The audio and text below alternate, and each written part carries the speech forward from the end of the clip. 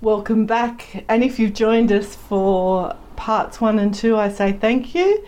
This is a 3-part series where I'm talking about the apps and websites that we use for planning a trip.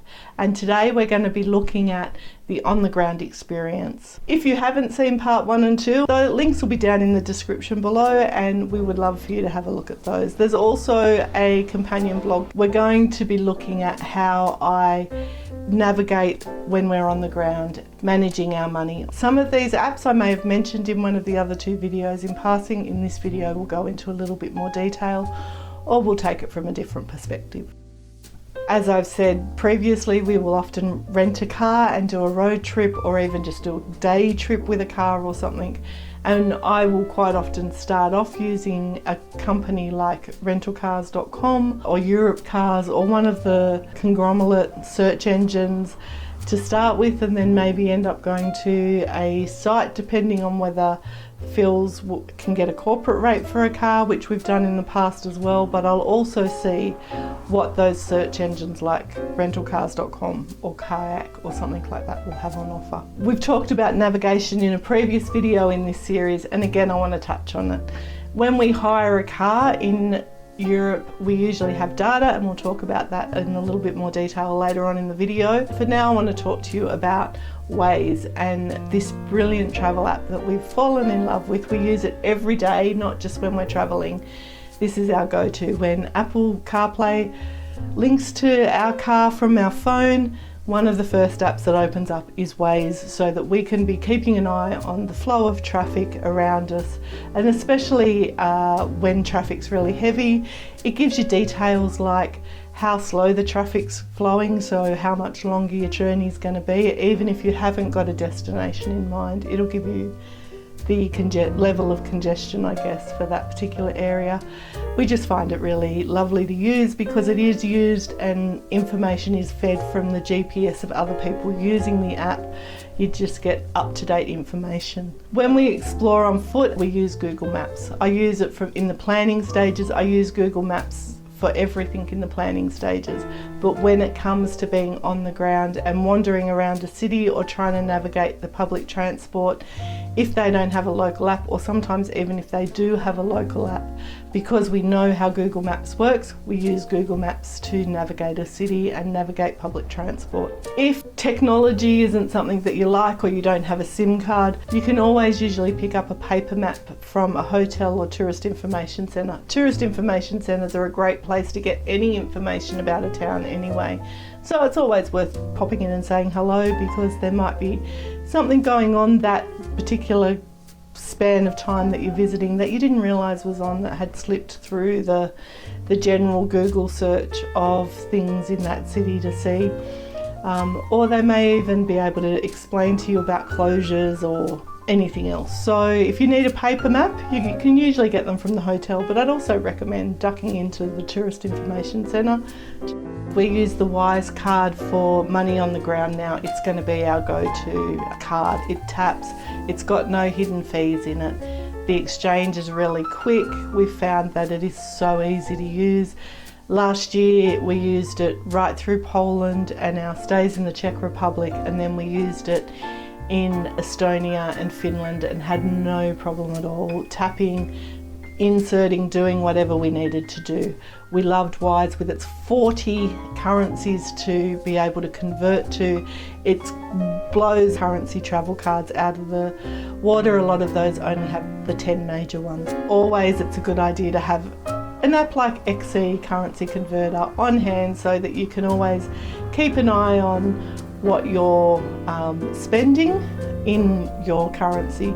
You know, for us Aussies, we're looking at 50 cents and above, usually well and truly above, for the euros and stuff like that. So it's just good to keep an eye on how much of your savings and stuff like that is being used up. Before we leave Australia, I will get currency in the countries that we're visiting that we need, so that when we get on the ground we're ready to go. If we need to catch a taxi and they don't take card, we've got cash to pay for it. If we need to go to the toilet, get loose change quick, because a lot of toilets in Europe will charge you, and they'll only take the exact amount, so try and get some loose change as quick as you can.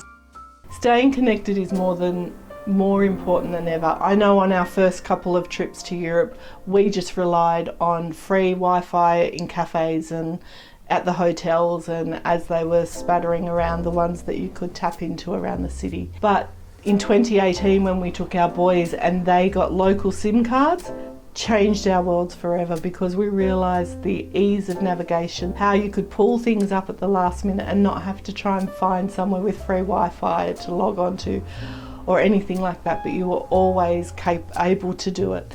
So we've been using a local SIM card that we would usually pick up on our first day after arrival for the last couple of years until last Christmas. Last Christmas was a bit of a game-changing trip for us. We moved to trying an eSIM, and we used an Arello eSIM. It is an electronic SIM that you can set up before you leave home. As soon as we arrived in Vienna and we were turning our phones from aeroplane mode onto normal mode, when we turned it onto aeroplane mode in Sydney, we turned all the SIM cards off, so that when we turned it back on in Vienna, we then started the eSIM up so that it was reading and we weren't being charged exorbitant amounts for accidentally turning on our Telstra SIM card. We love Arello, and it has changed the way that we travel now. We will always pay for access with Arello, or we may try another eSIM in the future, but for now we're trying Arello. But don't forget, if you're going to be even logging on to the free Wi-Fi that's available, or you do have your own eSIM, get a VPN. You want to protect your digital assets. You want to protect your digital identity. Identity theft is a real problem, and if you get a VPN, like we use Surfshark, we've used Surfshark for a couple of years.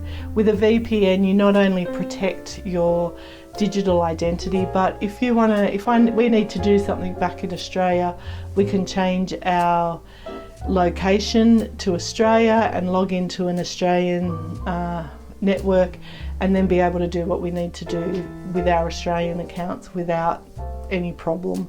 Whereas if we may try and do it in the country that we're in, we may not be able to access something. And you can do things like watch your local Netflix in another country if you change your VPN number and you've got your accounts and all of that sort of thing.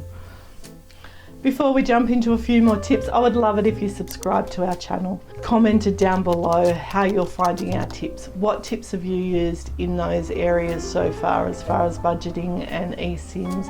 For local on the ground stuff, I look at using the local websites or just getting train tickets at the train station. A lot of places now will have websites or travel cards. We'll give you anything from one trip through to 72-hour travel passes where you can use usually the public transport, so it's usually trains, buses and trams if they've got them. Sometimes it also includes funiculars or other options within the town. Not always, so don't always expect it, but it is a possibility in these travel cards, and that's usually a really good option for on the ground to save you some money if you know you're going to be hopping on and off buses and trams and trains and all of that within a city. When we're hopping between cities, if we're not doing a road trip, then we will normally look at either trains or buses to get us between the two locations, if of course we're not flying, because it's a large expanse of space. So for trains, my preferred is Trainline, and I just use point-to-point trains. I book a Trainline, or I'll look at, if there's a specific app for a country, I might look at using that, but I have used Trainline over those apps in the past. And then things like last year we used Flixbus and Luxbuses for a lot of our trip through Central Europe in winter. So we had the Flixbus app and the Luxbus app. But again, I always look to see if there's a local app that will help with that process. The other good thing about those local apps and websites is they'll give you schedules, schedule changes and any other information that will help your getting around that city. So make the most of those if you are going to be using public transport a lot and more than just a 1 or 2 trip a day. Documentation. I'm still old school. I like paper, so I carry both. Places like booking.com, one of the things that I really like about those search engines, and Viator is the same, is when you book something with them, it's also logged in. They've got like a My Trips little section so that you're always got access to your bookings. When you arrive, if you've got internet access, you can open that up and show it.